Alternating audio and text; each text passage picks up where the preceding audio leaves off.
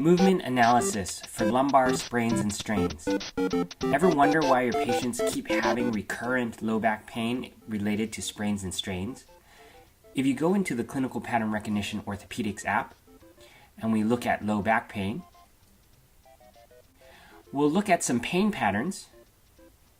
Commonly, we'll see patients with pain patterns like this across the low back, centralized or bilateral localized back pain.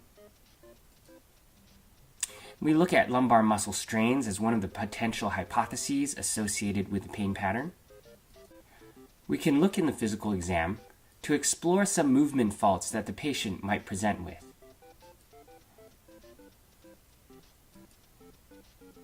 Here, the patient may be complaining of pain reproduced with bending or sitting or flexion type movements.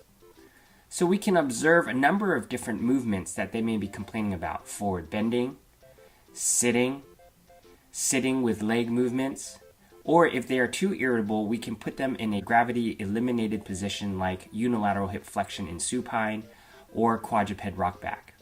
So if we observe the patient with the patient standing with their feet shoulder width apart, observe as the patient bends forward, noting that there's excessive lumbar flexion and not enough hip flexion. Back up. Again, as the patient bends forward, you should see 70 degrees of hip flexion, which is not seen here, and no more than 10 degrees of lumbar spine flexion. Often this will reproduce patient symptoms if they are flexion sensitive.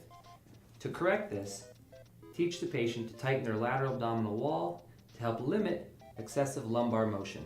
And again, as they bend forward, looking for a decrease in symptoms.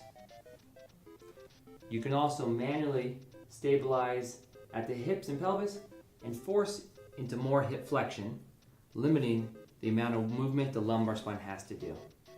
The patient can then place their own hands on their hips while maintaining an abdominal brace at the same time, bend forward, forcing themselves to move more in the hip joint and less in the lumbar spine.